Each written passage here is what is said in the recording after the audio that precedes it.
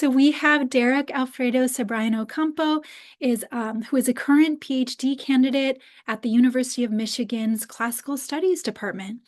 His dissertation hopes to provide an alternative history of Roman Republican expansion into the Italian peninsula, focalizing the other in Roman history while utilizing post-colonial theories. Originally raised in Alabama, he went off to Italy to complete his BA in Classics and Archaeology. He then completed an MA in Classics through the Bridge MA program at the University of Michigan. He loves learning about people fighting against Rome, and he would like to consider himself an anti-Romanist scholar. His hopes after the PhD consist of spending more time as a teacher, engaging more with the Latin American diaspora in the US, and maybe also catching up on some reading. Yes, this resonates. He is a first-generation American passport holder and a first-generation university student. He is also of Latino background with indigenous ancestry from central Mexico. Apart from his studies, he is a full-time friend. Wonderful. So please join me in welcoming Derek, whose paper today is entitled A Testimony, Don't Ignore the Present While You Spend Your Leisure in the Past. Thank you, Derek. So this is just a collage of pictures I took while I was living in Italy. But I have a script and I'm gonna read it because I'm gonna be vulnerable. And I'm nervous right now, but it helps. All right. Stressed and in survival mode. That is the mode I exist in when I'm in the gated community of classics, and especially outside of it. I'm expected to be an academic when I'm in danger outside of the institution, unless I step on a landmine within the field itself. But even university policies cannot guarantee that I or my students won't be violently pulled into the streets, into vans, and disappeared. And yet I am expected to be ready to exist as a voice piece for what is considered relevant in classics without dragging in the uncomfortable experiences that make up who I am. There has been some dismantling of the classics, for sure, to allow me to take up space here, since I am a person of color, but I recognize the field's regular exclusions, and for this reason I am pessimistic of the discipline. I'm providing this testimony about my time living and pursuing an undergraduate degree in Italy between the years of 2017 and 2021, but it's never only about those years.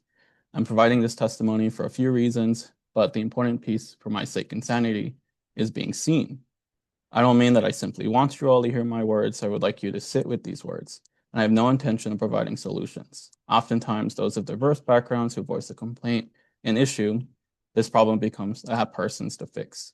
And I don't want to disparage the work people have done in classics about building community and having classicists recognize themselves in the present and past, and how to move forward from its affiliation with white supremacy. Classics is a wide field, but in each part, academics bring in their politics consciously or not into their work and workspace. This testimony is also about my entrance into the field as I got to know others, the landscape, the institutions, and as I grew more familiar with what I want my labor to look like in the field. I hope in this testimony, I provide a way for some, in Arturo Arias's words, to better understand the nature of ethics and the implications of solidarity. In this testimony, I will not be told that I have a faulty memory. I know that already, but these instances happen. They will continue to happen, either to me or to others. Please refrain from freely giving me your sympathy. I hate instinctual pity. We do not know each other. Your options are empathy, understanding, or nothing. I will not respond to your pity. This testimony does not come out of nowhere, and the blending of memories intertwine recent anxieties, past but continual horrors, and future preoccupations. I will give an account of my time in Italy in piecemeal, of course, with details removed. This is the only way I have of protecting myself, and I will not be naming any names. I am not presenting grievances with people, but with oppressive systems people uphold, systems that bar people like me into your communities, not because I'm sneaking into your gates, but because I exist here. I've been led here. It would only disadvantage me to name. It would not bring me credibility. And I'm fully aware that classics uphold Western ideas, as if to empower Western ideals from the ancient world into the present. The Western world has refused to see my family's faces as people for a long time. There's no ambivalence about our faces within the US. I am not a person here, no matter my citizenship. I constantly have to prove that I belong here, in this country, and in this field. But also, I am I'm trying to come to you all from the Afro-Latino genre of testimonia. This is not just a memoir piece. There is a history in the form in which to express these memories. Really, testimonials have regularly been futile within the United States and European audience, since there is a focus on the text itself and the speaker themselves, rather than locating or contextualizing the issues being presented. The individual and the text is important for sure, but testimonials are responsive, not descriptive. I'm speaking in response to my experiences, not just describing them, because I am responding to them. It is not enough for anyone to simply state that you are with me. You may express your solidarity with action, but not in identifying with me. I may be gone tomorrow, but these experiences still remain. Hence, I need you all to sit with my words. But another thing about testimonials, they are not simply texts that make public oppression or injustice or to have people bear witness to a series of events relating to the elimination of peoples, as Ana Forcinito describes them. Even though I'm attempting to reveal oppression, particularly that of white supremacy, which aims to structurally eliminate, I am providing my own experiences in this oppression. This oppression is real, with me or without me. So in my response, I relate the psychological toll from this discrimination. In bringing this to your attention, this testimony is crafted with my individual and lived experiences in my struggle in daily life, and in my attempt to bring meaning in my beingness on earth and my beingness in the classics. With this, I hope to bring into discussion the wounds and scars systemic oppression leaves behind onto your students and colleagues. In short, my experiences in Italy are unique, but the romantic notion of Italy was never going to be present for me. But it definitely was for white students. Frequently here and there, I would realize that an academic is disconnected in the present world, while they reside in the past where student experiences remain relevant only as far as they help in reading the past. These students are seen as scholars first, humans second. In this way, classics become a gated community, situated in a temporal unreality. As if classicists forget the field's history and the ancient history they connect with. Our present bodies are the ones looking towards the past. Let's not neglect them and let us keep others from being neglected. These systemic issues shape the body I have now. These experiences are the same experiences that disproportionately affect marginalized communities. And they raise blood pressures to a deadly number. That said, I will make claims that are rooted in my experiences, my intuitions, and my orientation in the world. I will not prove the validity of my struggle. It's hard to prove from my eyes to yours. I can say and believe that my 183, 111 blood pressure is the fault of systems, but I can't make you believe me. That's up to you. I've been wanting to give this testimonial for some time now, way back in May 2025, after a hate crime. I finally began constructing the narrative back in November 2025. I was anxious about handing over an abstract with my name and face connected to it as a presentation for Res Diff 7, and I still hold those anxieties. This is a narrative about received discrimination. Who wouldn't be nervous? But it is good to have my face here. It is good that my name is there, because it is my face that creates difficulty in the world, my brown Chicano face. My face did not start the story behind this testimony. It was a response to my face, starting back with an incident that occurred on April 22nd, 2025. A white woman saw my face as I drove exiting my neighborhood. I was following my brother as we drove in separate cars to the mechanic for a 9:30 a.m. drop-off. And I'm glad she only stopped me because his skin is darker than mine and he's the youngest. He had drove on and she was ahead of me. She slammed her brakes, forcing me to stop. My car got close, but it did not hit hers. I believe she needed help or an animal got on the road, so I didn't immediately drive off. But what followed was a tense standoff between a settler and an immigrant on Anishinaabe land. She, shouting slurs, asking me if I want to die, telling me she could kill me there, threatening to pull out her gun. I was in a shocked confusion, slowly collecting her words and realizing how much danger I was in. I did not think to call for the police. I am distrustful of them. As a brown man, ever since they pulled me, my siblings, and a cousin, all children barely past the age of 10, from our home on stolen Muskogee land, believing my parents neglectful and abusive. Eventually, she drove off, squealing her tires as she ignored a stop sign. I went on, unsettled, confused, tense, and notified my neighbors. Later, I went into town to hold office hours to prep for a lecture and to prep for a review session with my students. The shock of it all did not release my muscles, nor did it come out of my eyes and mouth until I was able to sit quietly in a little office. My personal history with white supremacy, from growing up in Alabama and working in the classics, that history ran overtime within my mind. And I know now, and I knew then that I was never in a safe space within the US. I've always known that, but with the vivid reminder brought an updated wave of pain beyond seeing ICE plastered on the news and on social media. It is angering that these are not new horrors, nor limited to this nation's history. Ignorance here is unforgivable. The kidnapping of people who share my face, the killing of people who share my face, has been a cause for celebration in the US, way before ICE changed the name in 2003, way before they were formed in 1933. So I cannot help but see the faces of my uncles, aunts, cousins when I see those videos of ICE kidnapping. I grew up knowing where to hide if ever immigration or worse broke through our doors. So I repeat, I knew I was never in a safe space within the US. And this testimonial began taking shape in this classical space the day of the incident. I was asked to consider the Roman in two ways. One was through the Romans marching through Jugurtha's Numidia, sacking cities, killing men, and enslaving the rest.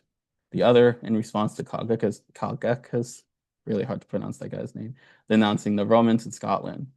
After a hateful act normalized through systemic oppression, I must continue to work centering an oppressive force, a force taken with claims to cultural descendancy so casually by white supremacists.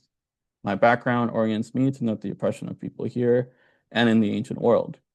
And yet these are the experiences I had to carry and conceal in classics from the start. Growing up in poverty with an inability to obtain an expansive federal loan, I accepted admission to the cheapest out-of-state institution that accepted me. Still in American school. I didn't think when I applied that I would attend school in Italy, and to get there, I got by the same way I've gotten by since, with a co-signing signature of white men who've supported me. I carried all the collected anxieties of my childhood across the Atlantic, falsely believing my experiences would be different in Italy, and those experiences passed and then shaped the scholar and person I am now. I had to be prepared to cleverly move in and out of unwanted spaces. It's a running thread of inherited experiences from my grandfather's Beaches Yankees to mine. Whiteness in Europe has halted me in the same way as halted me in the US, yet my face was unrecognizable to many. The mechanics of whiteness and its social construction work differently, but the system of oppression works the same, intentional exclusion. While my face in my younger years was ambiguous, I've been assumed to be a number of backgrounds apart from Latino. Likewise, then and once I stepped into Italy, instead of asking about my background, the assumptions by Europeans came out: Arab, Indian, Filipino, Armenian, or Sicilian. There, and really only in Rome, I became Sicilian passing and therefore vaguely white passing. But I had to work on it. I had been clean shaven at the time, and I was angered by the inability of people to recognize me as of Mexican descent. I was angered that I was never seen outright. I grew out a mustache so I could look like my uncles, but somehow this solidified my assumed identity as Sicilian, as somehow Southern Italian. This appearance, along with my middle name Alfredo, I became, in their eyes, as someone reconnecting with their Italian heritage. And it wasn't until after a frustrating experience at the immigration offices in Rome that I knew I needed to lean into it for the safety and security it brought me. Immediately, when asked, my answer was, "Sì, sono italiano e mio zio mi ha dato quel nome." I'm Italian, my uncle gave me that name. This was how I got by with the immigration offices, at postal offices when I needed government documents, and during document checks in the 2020 lockdown. For some, I could not be believed: landlords, non-university employers, and in longer holdups by police. Granted, I contend a lot. My sun-darkened skin has been joked about as if I looked like a refugee. In the summer, it became more difficult to hide my identity, especially outside of the city of Rome, and in these moments, the ambiguity of my face changed. I could only respond as a brown man. Now, I never tried to hide being brown in Europe when I was with other people of color. In fact, I was never bothered by having my background mistaken by them. I understood the difference between their actions and Europeans. One sought to find community, the other sought to categorize me, so I never corrected the assumed identity I was given when it came from a white voice, because I would be categorized the same ways by my difference. For those finding community, I could never comfortably lie. In my first apartment, I paid over €1,000 a month just to rent a bed. It was my only legal housing while I lived in Italy, and the building sat along an alleyway off a main road. And just before that alley was a fruit stand run by an Egyptian man. I had stopped there to buy fruit for the apartment in my first week. He saw my struggle to speak Italian as a signal and asked if I was Arab, if I was new. Then we joked amongst ourselves, and as the months went on, I would say good morning or afternoon every day, and I would receive fruit bags even when I didn't buy anything that week because we had become each other's routine. We were both sad when I moved. But that's just one example of community seeking. That sort of community seeking never occurred for me in the classics until I was in grad school. The recognition of my difference in academic spaces came with strings, with what I could provide on the basis of my skin, whether that was to use my face to recruit similar faces or to prep me to steer questions towards collections in a person's inherited possessions over a dinner. This is why I would seek advice from safe people on how to bargain my skin in classics, never advice on how to speak for myself. I connect with the words by Sarah Ahmed in her 2021 lecture, Courageous Conversations. They're going to do this, and I have to do that, and then I do this, and they do that. In this practice, I would become and have been an accessory, and I wish never to be again. But also, to switch gears from my identity as a student to an employee, I would sometimes be confused as a different sort of worker than I was. And this functioned the same way as a mistaken identity, less so on community seeking. But there's still that recognition in each other's positions. And I was always looking for ways to make money. I was struggling financially at that time, all of that time. I was paid some to do people's homeworks, write their emails, fix up their resumes, run their mail, complete group assignments, write up translations to pass on, work an event for a free lunch, and so on. It wasn't regular work, but it was reliable, and someone always needed help. I worked all day so I could study at night, and so I never would be truly comfortable with the leisurely. I would often befriend cooks at events, sometimes play cards with them, sometimes stepping in when they were down a worker. I just couldn't find extra work through legal means, no matter how serviceable my Italian got. Even so, when I would be confused for being a day laborer of some kind, I never take offense when it's coming from another person of color. I've made similar mistakes before, and afterwards we recognize each other in our color, in our positions, and when we talk, if we talk, it is a refreshing, soul-soothing talk. When a postal worker confused me to be a landscaper, refusing to hand over mail into my hands, we laughed, genuinely together. But when my Italian apartment neighbors and I shared the elevator at 6 a.m., while I wore boots with a hard hat and knee compressors tied onto my bag, they laughed at me, asking me if I finally found a real job working construction, and confused that I could work as an archaeologist as an outsider. And I will always be an outsider, here and there. It is that constant proving of myself in the field and in the world. I've had colleagues shocked when I affirm I learned Italian in the 4 years I lived there, as if in my difference, I could not achieve what some couldn't accomplish with 4 years at grad school. I know the difference between an impressed face and an unbelieving one, and I learn because I would not have been able to survive the same way white students spent 4 years without learning how to talk to their landlords. It was bare minimum for me, the same way it was bare minimum to never skip my immigration appointments. Most white students I've known across age groups skip their immigration appointments, as if they know what it would be like to be confronted with their citizenship. And they do. They get off free. One night, I've seen a man burst into tears because he was questioned by 3 officers about his status, while I provided my residency permit to a fourth cop on the other side of the car. And we were both victims of the same anti-foreigner, anti-homeless law enacted just a few weeks prior. I got off with a ticket while I overheard conversations about deporting the crying man. The law, of course, did not apply to the Frenchman aside us, really committing the same crime. In this way, differences are targeted on principle, or was singled out because of our differences, while that Frenchman gets to hold his glass bottle after 10 p.m. in peace. And another time, I was singled out once because somehow I was in charge of undergrads as a brown undergrad. I had a guy enraged that I was in charge of him, his safety and his education, his Italian experiences because of my skin and because of my age. And he was honest about it. In that same workplace, I got my phone yanked out of my hands by white grad students whenever I would try to fact check them, and I would get my Italian wrongly corrected by them in front of Italians just to prove to me that they know better. And my face kept steady. I was already tired that this went on in front of our bosses. At the same time, I wasn't able to walk around the town without being asked what hotel I was working for this season, again, as if I was working for the team as a laborer rather than as an archaeologist. Again, always proving that I belong and that I had the skills to be there. And I continued working in these conditions with my consent, not that it mattered. I've had amazing jobs too, but there was only one job I felt forced to do for low pay. Before then, I had a job lined up, a contract renewal, which would have been comfortable, but the pandemic took that opportunity away from me. It was a nice desk job, and I miss it sometimes. Pretty soon after, I would be notified that my flight plans to return to the US were canceled, and I wasn't rebooked, not without $2,000. Soon, I was paid 10 euros a day in the year between 2020 and 2021, with a job advertised at 10 euros an hour. The job slowly changed from a tutoring job for the struggling Italian teen into simply being his caretaker and family's secretary, with the request to move in so that work could be done quickly. I wasn't the only low-paid worker of color entering and leaving their home, but they made sure to isolate me by letting us know that I was different, better, just because I was American. I would get stopped at their apartment buildings too, because I looked like I didn't belong there, nor was I believed to be smart enough to be a tutor. They believed the words of the white teenager over mine, because I did not look like the words I spoke, and I was compelled to stay working for them because work was tight in the pandemic. And my living situation at the time was hiding behind furniture whenever the landlord came by. From this job and country, though, two groups got me out.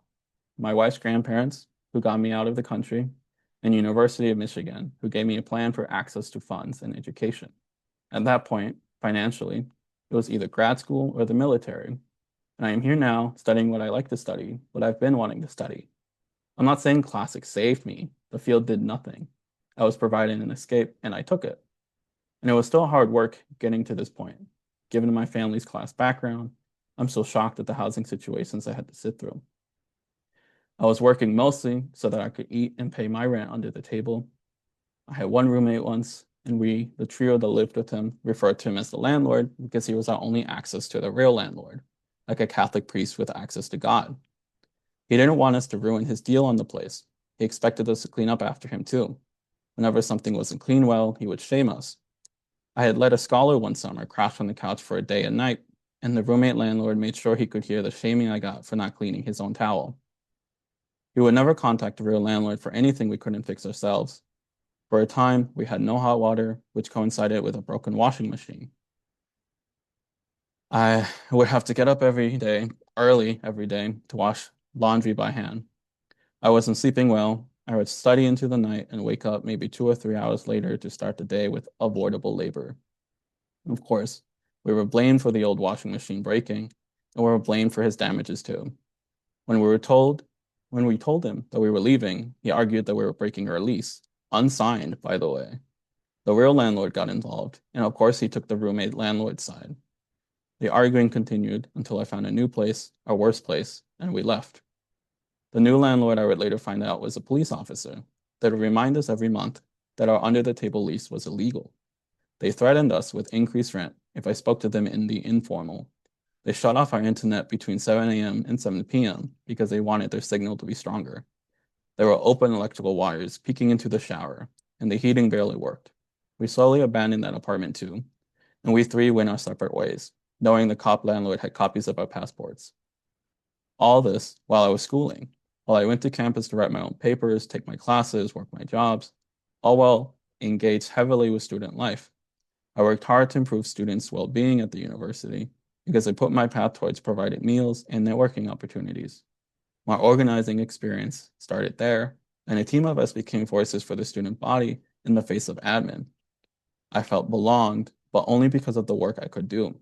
And I got to see behind institutional gates how slow things moved and how overworked workers of color were. It was a small institution. Changes were made by student effort, which is why I'm shocked by better resourced institutions or departments refusing to provide adequate services. But there, I was still present for the communities on campus, even to my own detriment, because our team was able to get things moving. But take a second, take in the words. That's context of how I got through university. I still showed up to my classes with open wounds and ill-healed scars. And I believe these experiences make me a stronger scholar. I can recognize patterns of oppression, and it is those patterns that should be removed in our practice, in our analyses, in our being as classicists. These systems are lived, suffered, and upheld by people. They are recreated in classics, here and abroad. It is recreated in the refusal to read theoretical works that could grant you a better understanding of oppression. It is in the way you source your funding for certain students, It is in the way you misrecognize the community you live off of. It is in your refusal to look up from the ancient past and see who is in front of you, or how the field has propped up genocide of people across continents.